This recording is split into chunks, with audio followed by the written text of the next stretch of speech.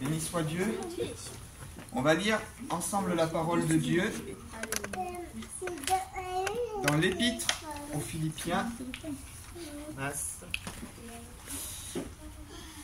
Épître aux Philippiens, chapitre 6.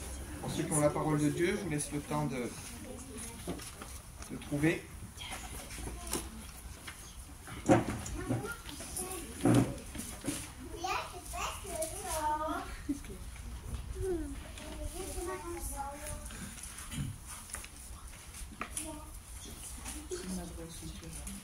Chapitre 6, à partir du verset 10.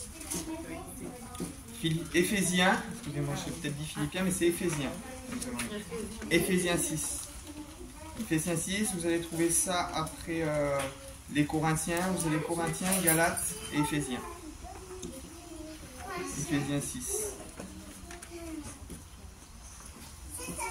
Alors ce matin, je regardais combien de temps je prêche. J'ai essayé de ne pas faire manche longue, manche courte. Ou peut-être apporter la parole de Dieu en 2 fois, si c'est trop long, hein, vous apportez une partie maintenant et la suite, un autre jour, pourquoi pas. Nous verrons hein, comment on va développer. Vous y êtes, Éphésiens chapitre 6, à partir du verset 10. Au reste, fortifiez-vous dans le Seigneur et par sa force toute puissante, revêtez-vous de toutes les armes de Dieu, afin de pouvoir tenir ferme contre les ruses du diable.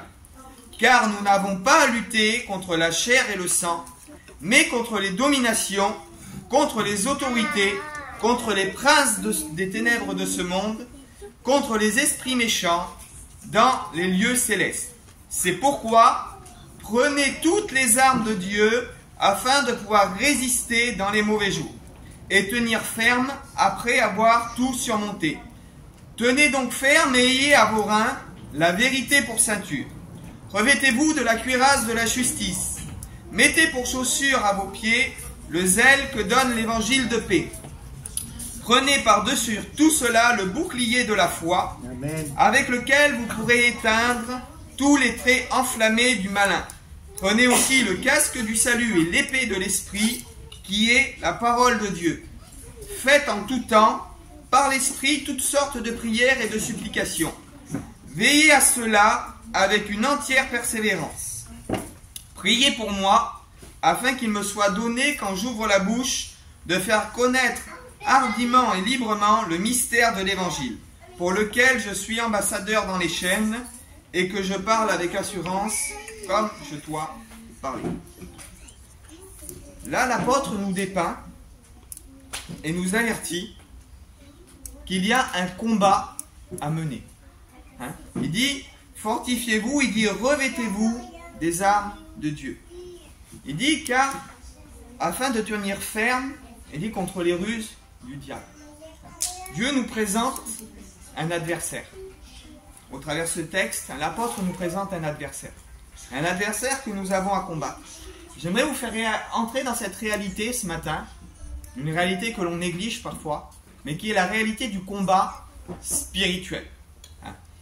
Donc dans le combat spirituel, la première question qu'on peut se poser, c'est qui est notre ennemi? Quel ennemi devons-nous combattre? Il dit, car nous n'avons pas à lutter contre la chair et le sang, le passage. Donc ce que nous devons comprendre, c'est que notre ennemi n'est pas physique. L'ennemi que nous devons combattre, ce n'est pas physique, ce n'est pas les hommes qui sont autour de nous, ou peut-être les gens qui veulent nous empêcher peut-être de faire des réunions, ou l'État, les gouvernements, ce n'est pas un ennemi physique. Bien que les choses peuvent se manifester de manière physique, le physique nous répond qu'au spirituel en réalité.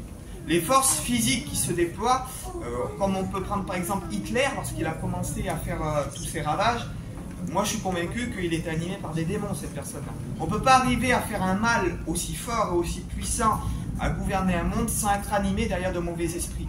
C'est-à-dire qu'au départ, il y a un combat qui est spirituel, des choses qui agissent dans l'invisible, et les choses dans l'invisible se répercutent sur le visible. Il dit, nous n'avons pas à lutter contre la chair et le sang, mais contre les dominations, les autorités, les princes de ce monde, les esprits méchants qui sont dans les lieux célestes.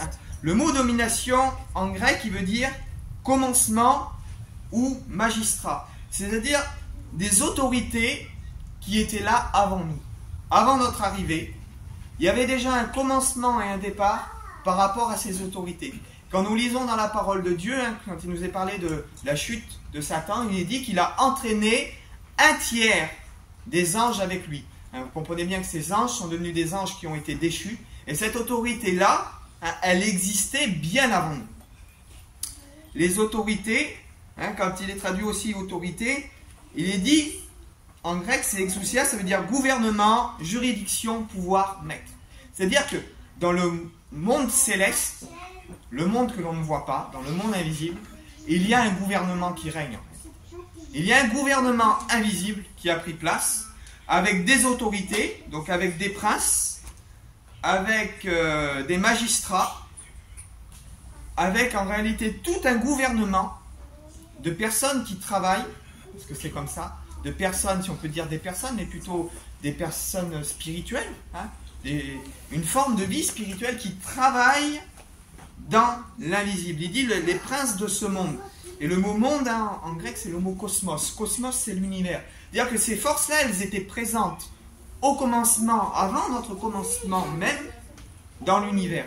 Et nous voyons que ces forces ont commencé à agir déjà dans le jardin d'Éden. Qui est-ce qui est venu tenter Ève sous la forme d'un serpent? Comprenez bien que ce n'était pas qu'un serpent physique. Bien sûr que c'était un animal, mais derrière cet animal, il y avait un esprit qui était déguisé.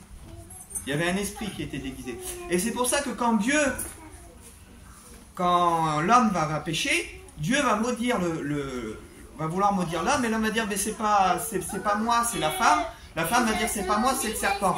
Et le serpent, quand il va reconnaître d'avoir fait pécher l'homme, Dieu va maudire le serpent. Et il y a quelque chose d'important dans ce qui est dit. Quand Dieu va maudire le serpent, Dieu va dire au serpent, tu ramperas sur la terre, et il dit, la postérité de la femme t'écrasera la tête et toi tu lui trisseras le talon. Mais dans le fait de ramper sur la terre, le serpent était à la hauteur de la poussière en fait. Et le serpent, quand il est à la hauteur de la poussière, il mange la poussière, il se nourrit de cette poussière. Mais la Bible nous dit que l'homme a été tiré de la poussière de la terre. Et la langue du serpent était à la même hauteur que la poussière. Spirituellement, ça veut dire quoi? Ça veut dire que quand l'homme a péché, le serpent a eu une autorité par rapport à sa parole sur l'homme. C'est pour ça que le péché a toujours resté accroché à l'homme jusqu'à la venue, entre parenthèses, du Messie qui est venu briser cette malédiction. Il dit la première malédiction que l'on avait eue en Adam a été rompue et brisée par la bénédiction du second Adam qui est Jésus-Christ. Mais pourquoi? Parce que quand l'ennemi prononce parfois des paroles sur nos vies et qu'on n'appartient pas à Dieu, par rapport au péché, le monde spirituel a une emprise sur nos vies. Et c'est pour ça que quand Dieu parle à Adam, il dit le jour où tu mangeras de ce fruit, tu mourras. Dans l'hébreu, on retrouve une note importante, il dit tu mourras, tu mourras. La mort vient deux fois. Pourquoi la mort vient deux fois? Parce qu'il y a une mort physique, qui est la mort qui vient à cause des maladies, à cause du fait que l'homme est séparé de Dieu physiquement. Il y a aussi une mort spirituellement par rapport à l'âme. C'est-à-dire que l'homme a été séparé des attributs que Dieu avait mis en lui. Et on voit que c'est à cause de ça qu'Adam a eu peur, qu'il s'est caché, parce que l'homme n'était pas censé connaître la peur. Et nous voyons que le serpent a eu une autorité sur l'homme par rapport à ça, et a permis en réalité à l'homme de connaître la peur, l'angoisse, le péché. Et toutes ces peurs, ces angoisses, ces péchés, ces mal-être qui viennent dans la vie des hommes ne sont pas que des mal-être physiques, mais ils ont une origine spirituelle. Et ça, faut le comprendre. Le jour où on a compris ça, et le jour où on comprend que derrière le monde physique, il y a un monde spirituel, et nous voyons que quand Jésus chasse aussi certaines formes de démons, il y a des démons qui rendent malades. Nous voyons dans la Bible un jeune qui était sourd, un enfant qui était sourd, et quand Jésus chasse l'entité qui possède cette personne, la personne se met à parler. Pourquoi? Parce que en réalité, sa maladie n'était pas qu'une maladie physique, mais il y avait une entité spirituelle qui apportait une captivité sur cette personne. Et le monde spirituel existe, et malheureusement on a tendance à le négliger, ou à ne pas entrer dans le combat spirituel comme on devrait y entrer. Il dit que aussi on a à lutter contre les esprits méchants, qui sont dans les lieux célestes, donc dans notre univers. Donc un royaume, une nation, un gouvernement, une autorité qui est dressée en réalité contre nous. Et c'est ce que Jésus dit dans Matthieu 24, verset 7. Ça peut être physique, mais c'est aussi spirituel. Jésus dit, Une nation se dressera contre une nation et un royaume contre un royaume. Et en réalité, c'est ce qui s'est passé. Le jour où Christ a établi son royaume, parce qu'il dit qu'il nous a rendus participants de sa nature, qu'il a fait de nous un royaume de sacrificateurs pour Dieu son Père, avec lui on a commencé à régner, bien que le règne se prolongera à la venue du Messie, mais le règne a déjà commencé. Et le royaume de l'Église, en réalité, vient directement s'opposer au royaume spirituel, au royaume de l'ennemi. C'est pour ça que Jésus dit, une nation s'élèvera contre une nation et un royaume contre un royaume. Et le jour où tu viens à Dieu, même en réalité, quand tu n'es pas à Dieu, que tu sois à Dieu ou pas, mais quand tu viens à Dieu, tu dois prendre conscience que tu dois te mettre en réalité à combattre ce royaume. Les gens du monde, en réalité, subissent ce royaume de ténèbres. Subissent ce royaume des ténèbres dans leur dépression. Subissent ce royaume des ténèbres dans leurs difficultés, dans leurs maladies. Mais le jour où on se dresse, où on a rencontré Dieu et on devient héritier du royaume de Dieu, Dieu nous donne les armes. C'est pour ça qu'il dit, c'est pourquoi revêtez-vous de toutes les armes de Dieu. C'est-à-dire Dieu est en train de mettre l'accent vraiment, si tu fais partie du royaume de Dieu, automatiquement tu entres en combat contre le royaume spirituel, contre les esprits spirituels, et Dieu te donne un moyen, une capacité et un pouvoir de faire reculer les royaumes spirituels qui sont des royaumes de ténèbres.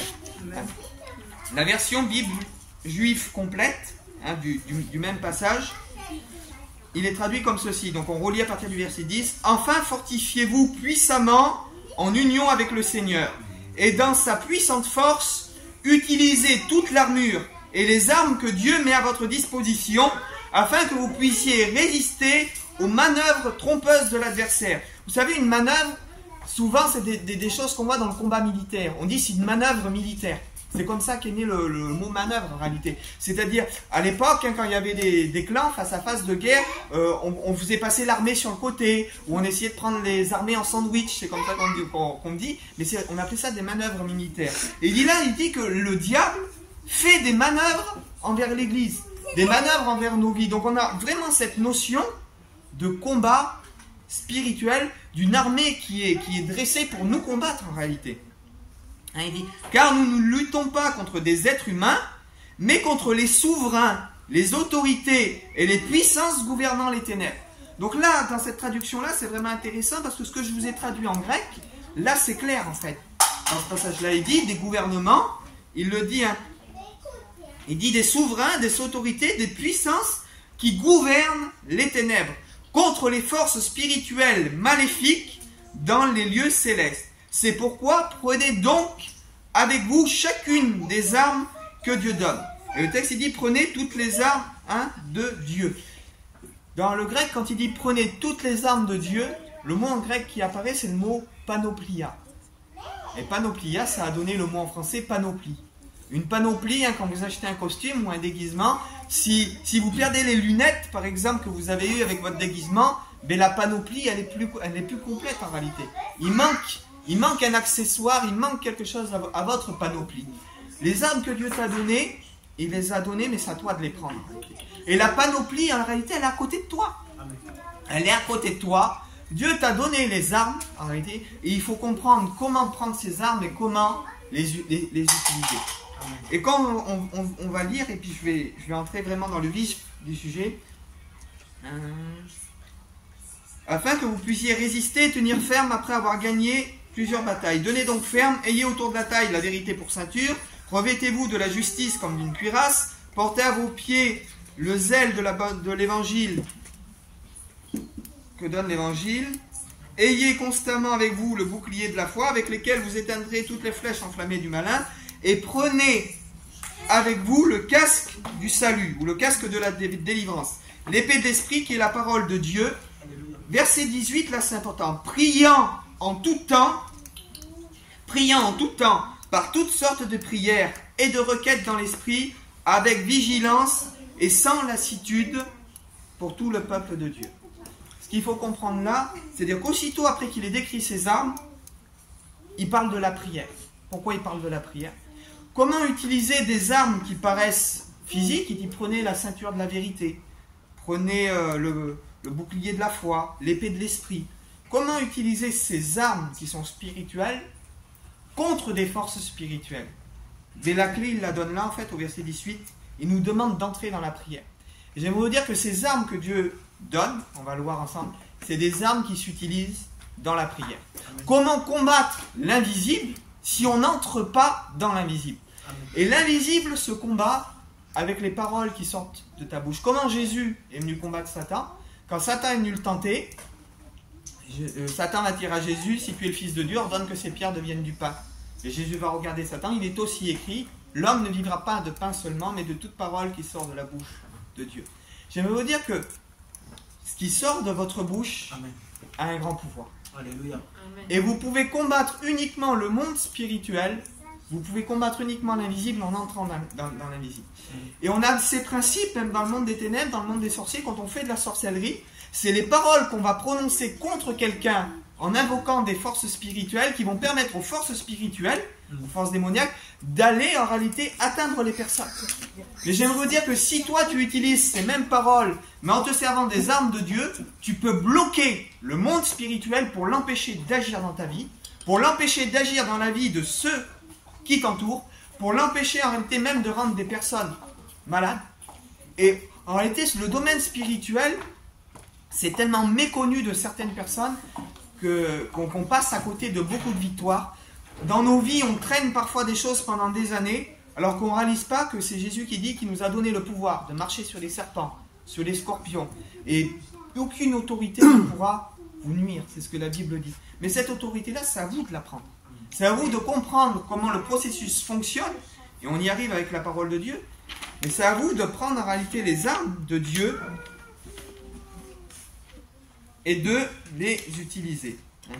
Donc, comme je dis, Dieu nous appelle au combat. Prenez toutes les armes. Donc, prenez toute la panoplie que Dieu vous a donnée.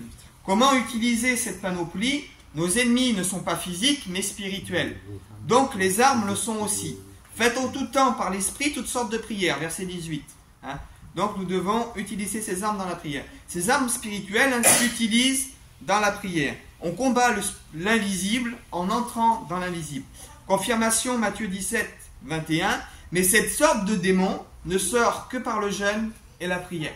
Donc semblerait-il qu'il y ait une catégorie d'esprit qui ne se combat que spirituellement, qui ne se combat que par le jeûne et que par la prière. Tu veux que l'ennemi recule dans ta vie, ferme dans le lieu secret, va combattre l'invisible dans l'invisible. Qu'est-ce que Jésus dit? Il dit quand tu pries, il dit ferme ta porte à clé, rentre dans l'invisible, là où personne ne te voit. Tu veux te battre contre le royaume des ténèbres? Tu veux que le royaume des ténèbres lâche prise sur ta vie? Et Dieu, c'est aussi simple que ça. Dieu a une bénédiction pour toi, là, il veut te la donner, mais l'ennemi, des fois, il est là, il la tient. Chaque parole que tu vas dire dans la prière, quand tu dis à l'ennemi de lâcher prise sur tes enfants, à l'ennemi de lâcher prise sur ta famille, que tu réprimes le monde des ténèbres en réalité, en priant, c'est des coups que tu vas envoyer sur les esprits. Alléluia. Jusqu'à ce que les esprits, à un moment donné, à force de prendre des coups, ils lâchent. Ça peut prendre 3 jours, ça peut prendre 3 semaines, ça peut prendre 3 mois. La puissance de vos paroles a un impact direct dans le monde spirituel. Amen. C'est pour ça que Jésus dit à Jean, ce que tu délieras sur la terre sera délié dans le ciel. Ça, c'est important. Il n'est pas en train de dire que Jean a un super pouvoir, que c'est le maître, que l'église, non. Il est en train de dire que quand tu rentres dans la prière, quand tu commences à délier les choses sur la terre dans la prière, ce qui empêche le monde céleste d'intervenir, donc les esprits méchants, etc., d'agir, dans la prière, tu peux faire que toutes ces entités lâchent prise. Tu peux faire que ces entités, en réalité, reculent.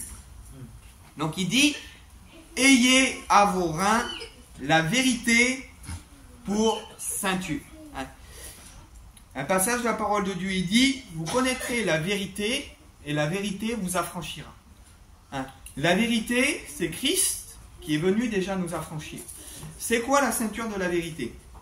Premièrement, la vérité, c'est de savoir qu'on fait partie du royaume, que Christ nous a affranchis, et c'est de prendre conscience, déjà la ceinture de vérité, c'est de prendre conscience de la lutte que nous avons à mener. C'est de vouloir déjà entrer dans le combat. Qu'est-ce qui vient s'opposer à la vérité? Qui est le père du mensonge? La Bible nous dit, vous avez pour père le diable, vous faites l'œuvre de votre père parce qu'il est menteur dès le commencement. Donc on voit vraiment que pour venir s'opposer au monde des ténèbres, vous avez pour père le diable, Dieu nous donne directement la ceinture de vérité. C'est-à-dire, pour déjà afficher, de dire, moi, je ne suis plus du royaume de l'ennemi, je ne suis plus du royaume du mensonge, mais ma ceinture, ce qui est visible, et ce que Dieu veut que je montre, c'est la vérité. Et en mettant la ceinture de la vérité, on vient s'opposer directement au royaume de l'ennemi. On vient dire à l'ennemi, je suis prêt à entrer dans la vérité, je suis prêt à en découdre en réalité. Et Dieu me donnait cet exemple, il est simple, mais je pense qu'il est quand même spirituel. Dans les arts martiaux, vous avez plusieurs niveaux de ceinture. Ceinture blanche, ceinture noire, ceinture jaune, etc. Et quand on va commencer un combat face à face, on ne peut pas commencer un combat si on n'a pas de ceinture. Et quand on se présente devant notre adversaire avec la ceinture en réalité que l'on a, notre adversaire voit notre niveau, déjà d'avance. Quand on met la ceinture de la vérité, on se présente devant l'ennemi, et l'ennemi sait qu'on est dans la vérité. L'ennemi voit déjà à quel royaume on appartient, et l'ennemi sait qu'on vient lui faire la guerre. Qu'on vient en réalité s'opposer à ce que lui en réalité veut faire. Il y a une note aussi qui est vraiment importante, un principe spirituel. Genèse 35, verset 11, Dieu parle à Abraham, il lui dit « Des rois sortiront de tes reins ».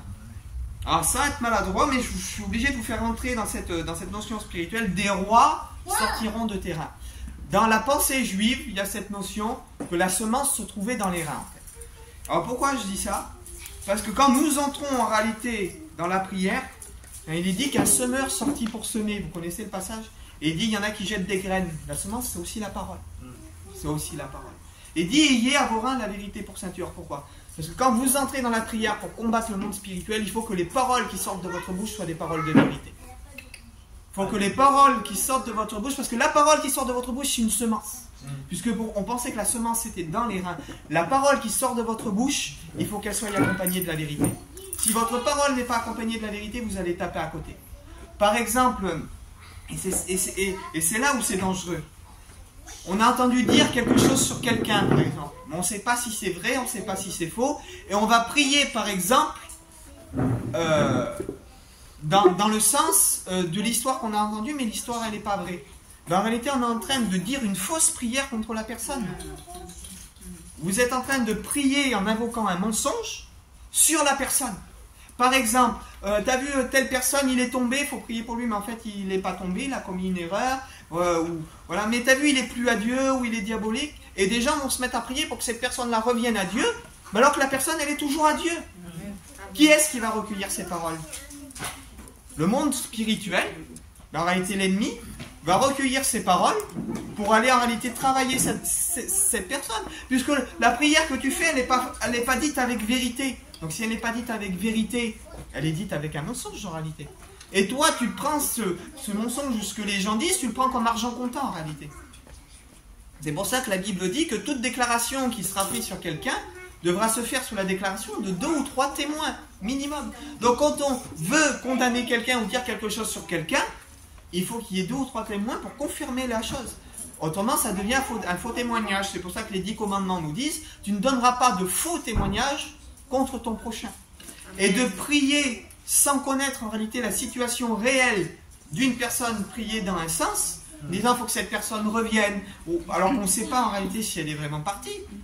Tout dépend de l'interprétation que les autres gens peuvent donner. Et il y a des gens qui détestent parfois une personne, qui vont dire une chose qui est fausse, et nous on va prier pour que la situation s'arrange, mais notre parole n'est pas accompagnée de vérité. C'est pour ça qu'il est important, quand on entre dans la prière pour faire reculer le monde des ténèbres, eh bien, de connaître la vérité et d'avoir la vérité pour ceinture. Parce que sinon, on ne va pas faire reculer le monde des ténèbres, malgré que notre prière est faite d'une bonne intention. On peut faire une prière d'une bonne intention, mais en réalité travailler avec le monde des ténèbres, fournir le monde des ténèbres. Parce que si notre parole, elle n'est pas dans la vérité, elle est dans le mensonge, eh bien, qui sait le père du mensonge, c'est l'ennemi. Et cette parole-là ne va pas aller vers Dieu, malgré que c'est une prière que soi-disant on adresse à Dieu, ben elle se perd dans les lieux célestes, et c'est parce que Dieu ne peut pas agréer une prière qui n'est pas vraie, qui n'est pas dans la vérité. Dieu ne peut pas prendre et utiliser une prière qui est faite dans le mensonge, c'est pas possible.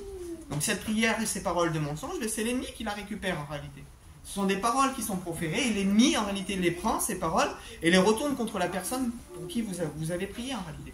Donc au lieu de semer dans la vie des personnes pour qui vous priez parfois de bonnes choses, mais vous allez semer par exemple de la zizanie.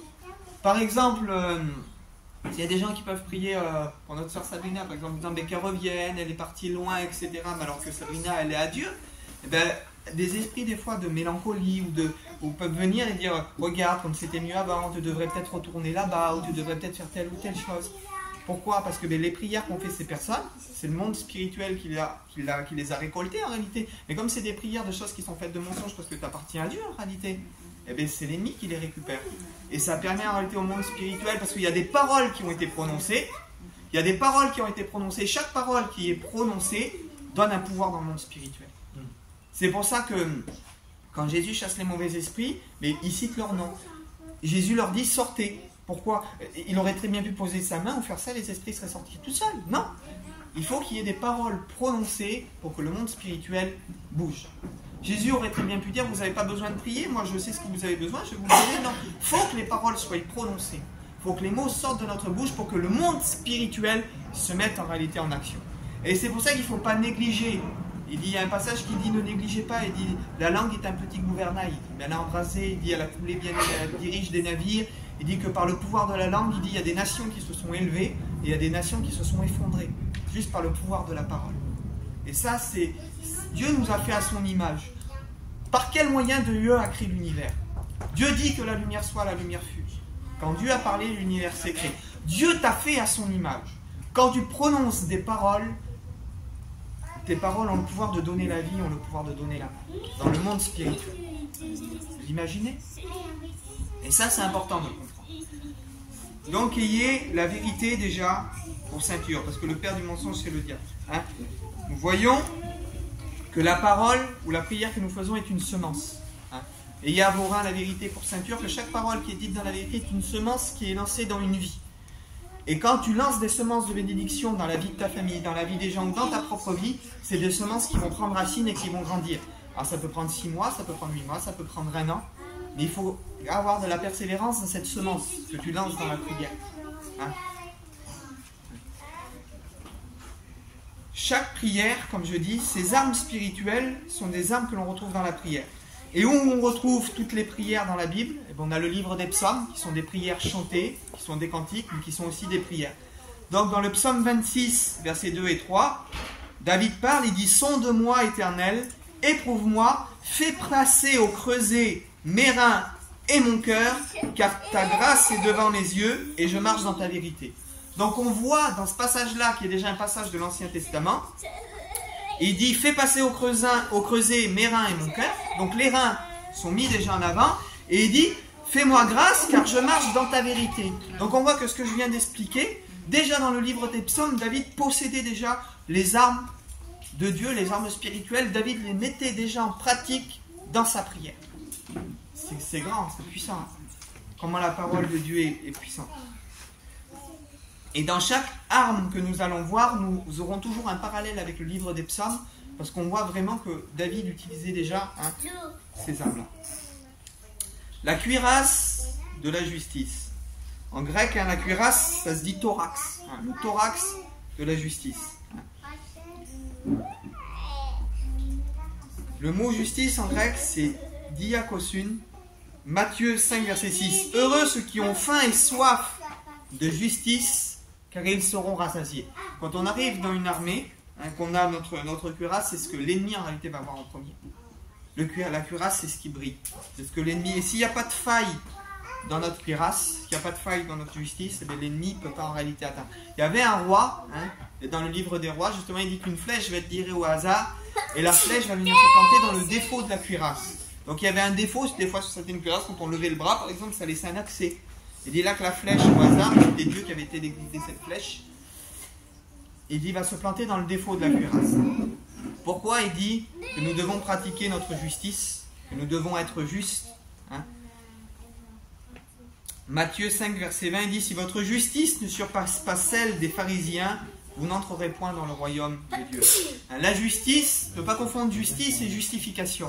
Justification, c'est ce que Dieu nous a fait quand on l'accepte. Il nous justifie, il nous pardonne et il nous rend justes. Maintenant, la justice, c'est les œuvres d'avance que Dieu nous a préparées afin que nous les accomplissions. Ce sont des œuvres de justice. Être juste dans notre discernement, être juste dans notre langage, être juste dans nos décisions. Pourquoi? Jésus a pu dire à un moment, en parlant sur Satan, il va dire « Il n'a rien en moi ».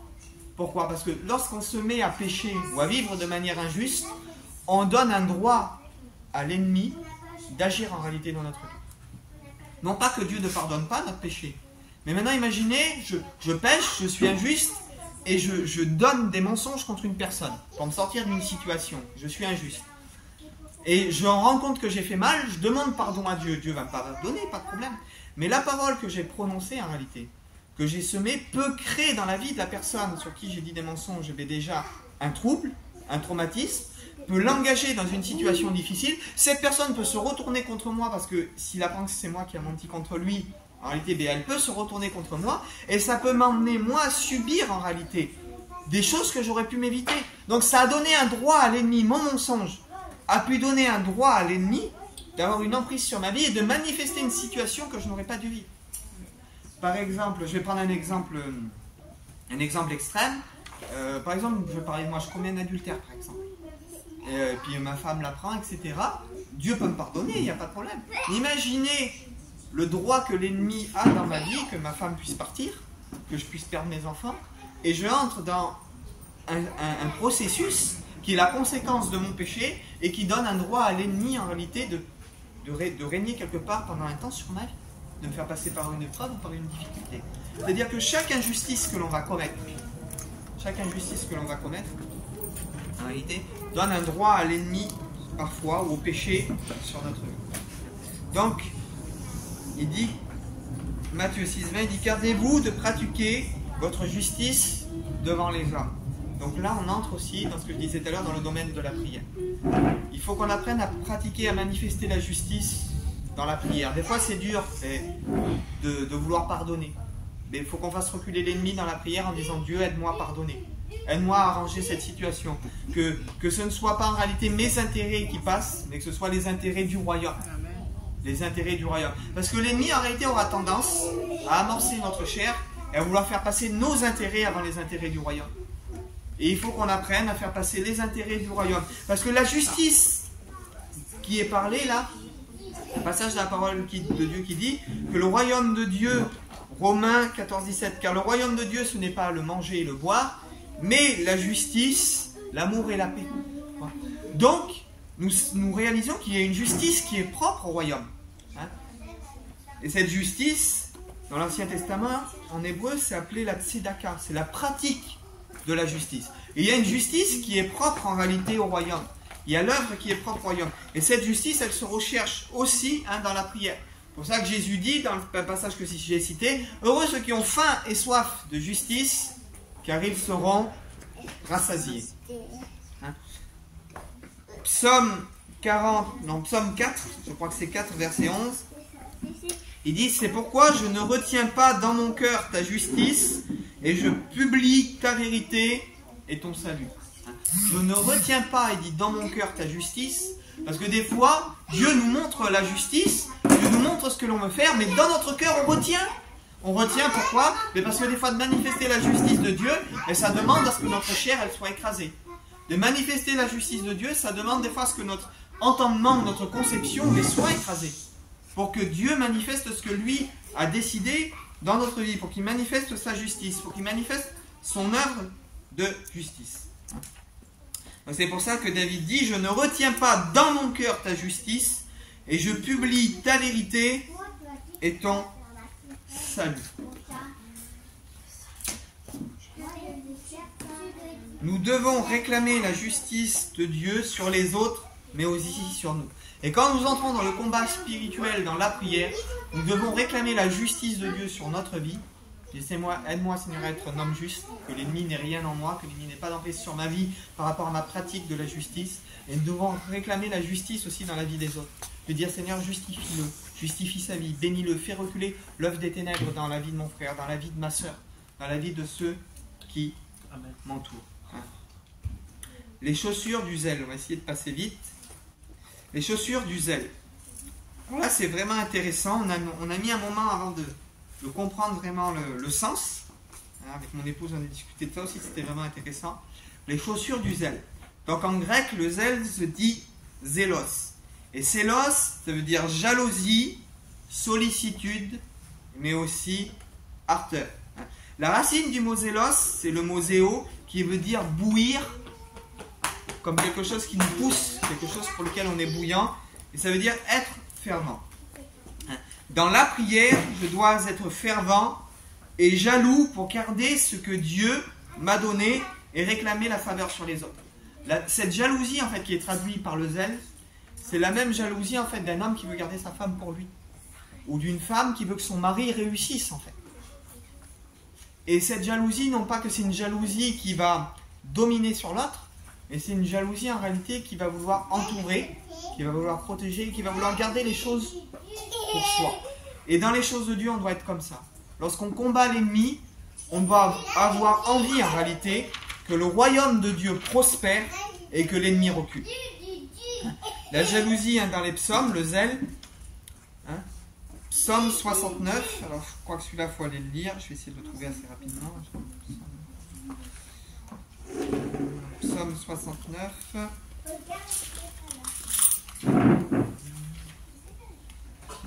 suis pas loin. Là. Psaume 69, verset 8. Car c'est pour toi que je porte l'opprobre. C'est David qui parle.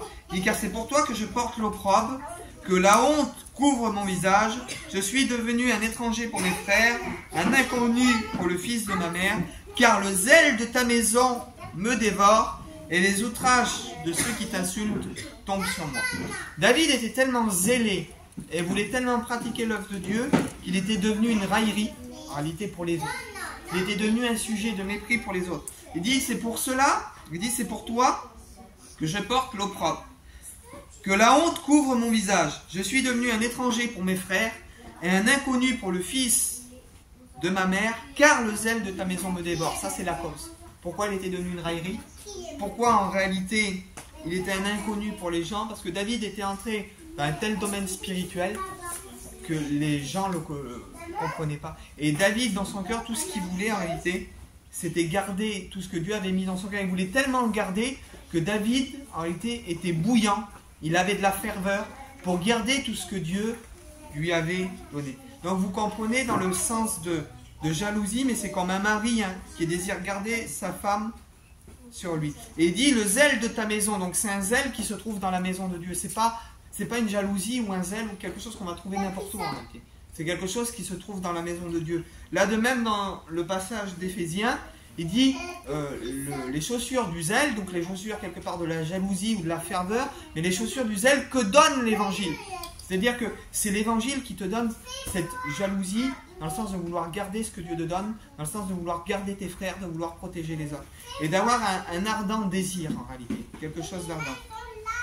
Quand nous sommes dans le combat spirituel, nous devons avoir de l'ardeur, de la jalousie ou du zèle, le désir de voir les ténèbres lâcher prise dans notre vie, mais aussi dans la vie de ceux qui nous entourent.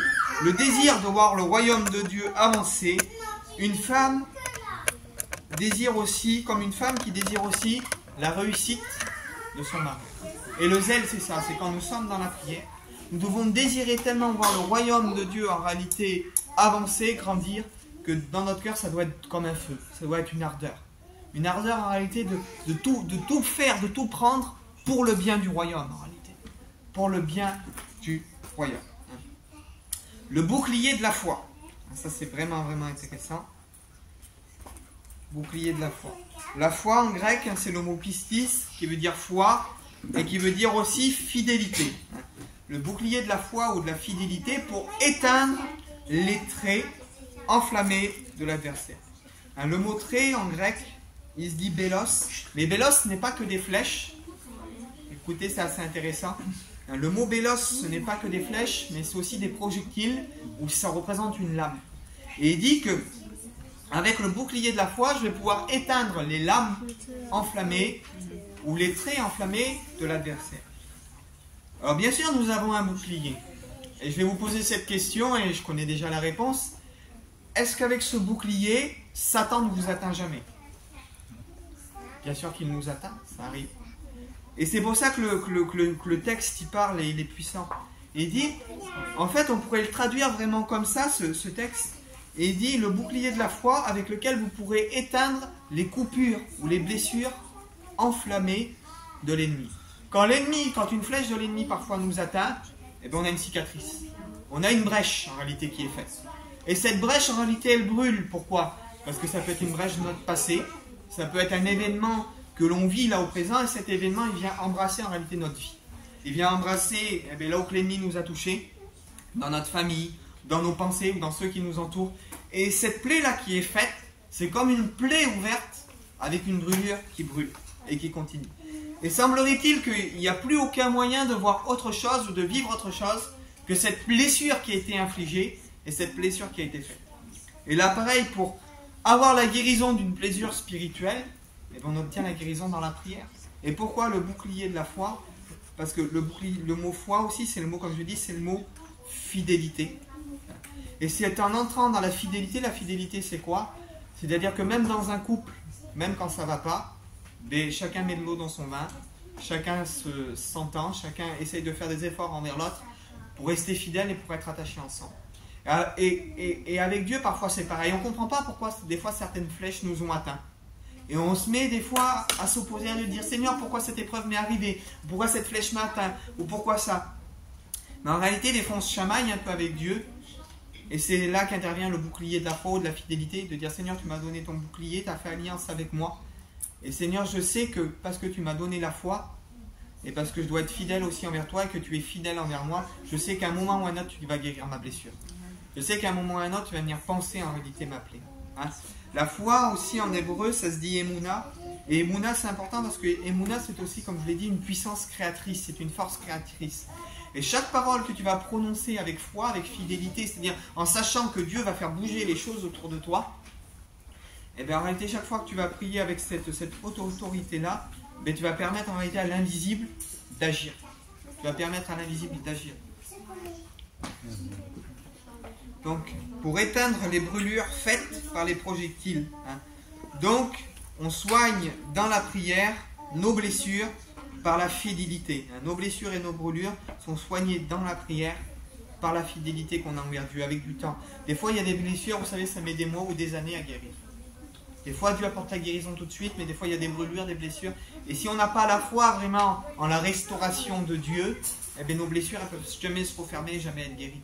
Pour ça, il faut aller chercher notre délivrance, chercher notre guérison, chercher notre bénédiction réellement dans la prière.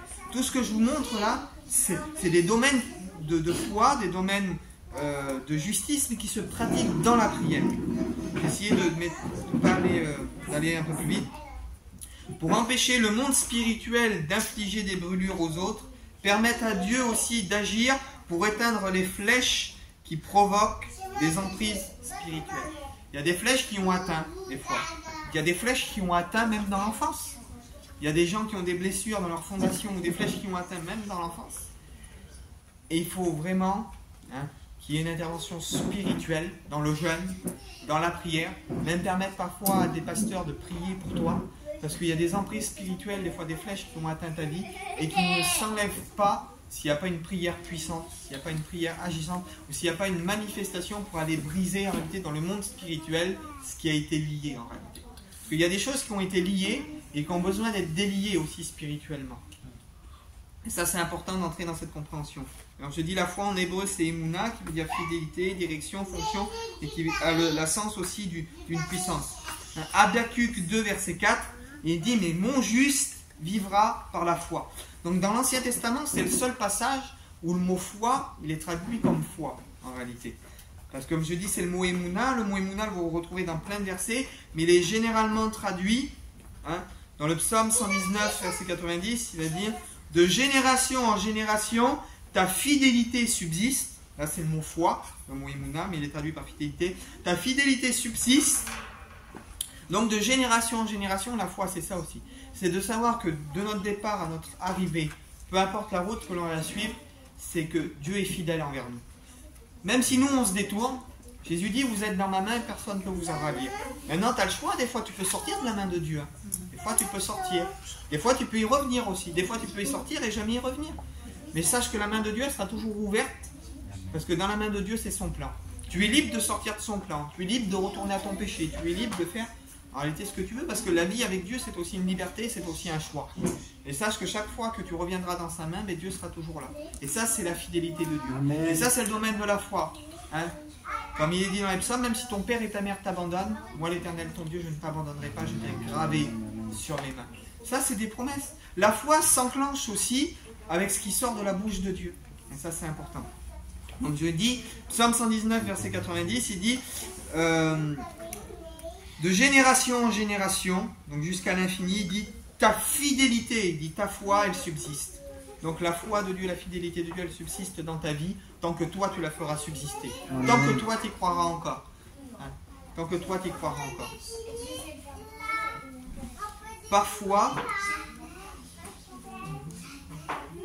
Parfois, guérir, voilà, prend du temps.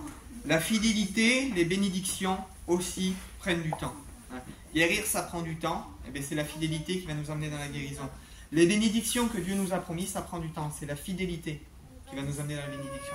Donc la fidélité, elle est là pour éteindre les blessures qu'on va avoir en route, pour calmer des fois nos blessures. Et elle est là aussi pour permettre à Dieu, dans le temps, d'agir. Hein. Et des fois, par la foi, des fois quelqu'un prononce une parole contre nous, on entend une mauvaise nouvelle, on va dire au nom du Seigneur, au nom de Jésus, cette parole-là, je l'annule, que ça n'arrive pas. Et Dieu peut permettre aussi par notre foi, lorsqu'on déclare une parole de foi, et que la situation soit bloquée, et que le mal qui devait nous arriver ne nous arrive pas. Et cette autorité-là, je dis, on le prend aussi dans la prière. Tout ce que je dis là, c'est dans le domaine spirituel. Je vais passer assez vite.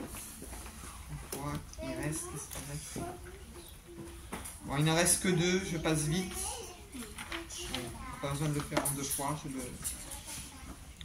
Après, le casque du salut. Alors c'est drôle parce que en hébreu, hein, alors Isaïe 59, verset 17, ça c'est l'Ancien Testament. Isaïe 59, verset 17. Il parle de Dieu, il dit « Il se revêt de la justice comme d'une cuirasse, il met sur sa tête le casque du salut, et la vengeance comme un vêtement, et la jalousie comme un manteau. » Le mot jalousie qui est employé là, c'est le même mot en hébreu qui est employé pour zèle. Donc il remet la jalousie comme un manteau. Donc vous imaginez que là, les armes que Dieu nous donne, c'est les armes que lui-même en réalité possède. Donc, vous comprenez, les armes que Dieu nous donne, c'est les armes que lui-même possède. Isaïe 59. Il se revêt de la justice comme d'une cuirasse. On l'a vu, la cuirasse de la justice. Il met sur sa tête le casque du salut. Donc là, c'est la 5e arme que Dieu nous donne. Et le casque du salut, qu'est-ce que c'est? En hébreu, le mot salut, et c'est là que c'est important, il se dit Yeshua. Et Yeshua, c'est Jésus. Donc le casque du salut, qu'est-ce que c'est? C'est réaliser le salut que Dieu a accompli pour nous.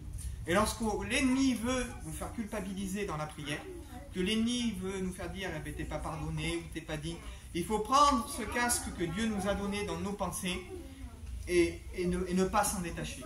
De dire « je suis un enfant de Dieu », le sacrifice de la croix a été accompli, et au travers le casque du salut, au travers ce que Christ a accompli pour moi, je peux marcher sur les serpents et les scorpions, les ténèbres n'ont plus d'emprise sur ma vie, Dieu m'a donné une autorité, il faut prendre réellement tout ce que la croix implique, et tout ce que Jésus lui-même implique.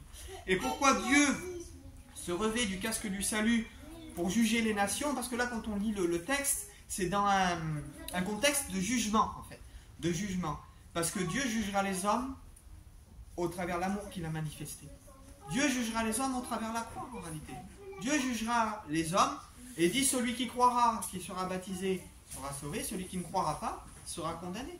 Et quand Dieu viendra exercer ses jugements, il mettra tout le monde au même niveau. Il dit que quand Jésus a été élevé entre ciel et terre, il a attiré tous les hommes à lui.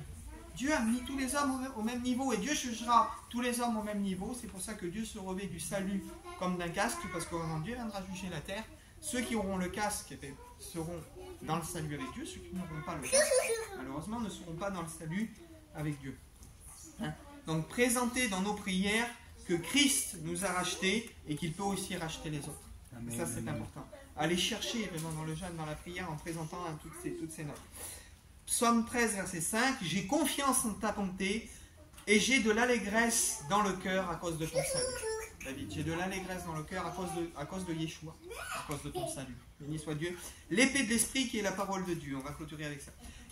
Alors, l'épée de l'esprit qui est la parole de Dieu. Là, en grec, le mot parole, il est traduit par rhéma. Rhéma, c'est une parole, mais c'est une parole inspirée par l'esprit. Il y a deux sortes de paroles. Il y a une parole inspirée par l'esprit, et il y a une parole qui sort de la bouche de Dieu. Hein? Comme dans l'évangile de Jean, chapitre 1, verset 1, il dit « Au commencement était la parole, et la parole était avec Dieu ». Cette parole qui est prononcée là, au commencement, c'est le mot « logos » qui est employé. Et le mot « logos », c'est la parole créatrice de Dieu. Hein? Et le mot « logos », il veut dire « parole », mais il veut aussi dire un livre, il veut aussi dire donc un livre représenté par la parole de Dieu, par la Bible. Hein? Il veut aussi dire plusieurs choses. Hein. Le mot logos veut dire plusieurs choses. Il veut dire un livre, il veut dire la parole, il veut dire un bruit. Hein. Le mot logos, il veut dire un enseignement. Donc ça, c'est ce qui est présent dans Jean 1. Mais dans notre passage d'Éphésiens, il est question de la parole rhéma. La parole rhéma, qu'est-ce que c'est? La parole rhéma, Matthieu 4,4, il dit « L'homme ne vivra pas de pain seulement, mais de toute parole qui sort de la bouche de Dieu. » La parole rhéma, c'est une parole que Dieu va prononcer, mais pas en écriture. C'est une parole que Dieu va prononcer sur ta vie. Et on a tous reçu une parole de révélation, une parole de Dieu qui vient agir en réalité dans notre vie. Est-ce qu'on doit présenter en réalité pour lutter contre l'ennemi, c'est la parole de Dieu? Oui. Mais il y a aussi des paroles que Dieu a prononcées sur ta vie. Si Dieu a fait une promesse que tes enfants se convertiraient, l'ennemi peut te dire ce qu'il veut. Dans la prière, viens combattre l'ennemi avec cette parole. Si Dieu a dit qu'un jour tu seras un pasteur, tu peux être au plus bas de la terre. Tu peux même repartir dans le monde. Je suis allé loin dans ce que je dis. Si Dieu a prononcé une parole sur ta vie et que tu viennes voir l'ennemi en disant Dieu a dit que je le servirai, Dieu va accomplir ce qu'il a dit. Et les paroles que Dieu a prononcées sur ta vie sont des paroles de bénédiction. Si Dieu a prononcé que Dieu allait guérir tes enfants, mais il va le faire. C'est des paroles qui sont sorties de la bouche de Dieu. C'est vrai qu'il dit que l'homme ne vivra pas de pain seulement, mais de toute parole qui sort de la bouche de Dieu. Oui, la parole écrite, elle est une force pour nous. Quand on ressent de la solitude, on peut dire si ton père et ta mère t'abandonnent, moi Dieu je ne t'abandonnerai pas. Seigneur, tu es mon père, c'est toi. Donc on se sert de la parole de Dieu, ça c'est évident. Mais on peut aussi se servir pour combattre l'ennemi des paroles que Dieu nous a dites personnellement. Et la parole rhéma est une parole de révélation. Tout comme un passage qui dit pendant qu'il priait, le Saint-Esprit dit « Mettez-moi à part Paul et Barnabas à l'œuvre à laquelle je les ai appelés. » Là, la parole dans la prophétie est une parole rhéma. C'est une parole qui est transmise par le Saint-Esprit sur la vie d'une personne, et c'est une parole qui est autant sûre et qui a autant de valeur que la parole qui est écrite. Et ça, c'est important. Le rhéma est une parole de révélation sur la vie, et c'est aussi une conduite de l'esprit. L'homme ne vivra pas de pain seulement, mais de toute parole qui sort de la bouche de Dieu. Nous devons mettre en avant dans nos prières les paroles que Dieu a prononcées sur nos vies dans le monde spirituel. L'écriture devant chaque situation. Et le psaume 119 le confirme. Il dit « Ta parole est une lampe à mes pieds ». C'est-à-dire une lampe à mes pieds, c'est pour savoir où je suis. Donc une lampe à mes pieds, elle est là. Je sais où je suis grâce à la parole de Dieu. Parce que je l'ai reçue dans mon cœur et je sais où je suis. Mais le passage un peu loin, il dit « est une lampe à mes pieds et une lumière sur mon sentier ». C'est-à-dire une lumière qui va éclairer mon avenir. Et quelle est la parole qui éclaire mon avenir? C'est la parole Rhéma que Dieu a prononcée sur ma vie et qui me donne une révélation sur mon avenir. Et les deux, en réalité, on a besoin des deux.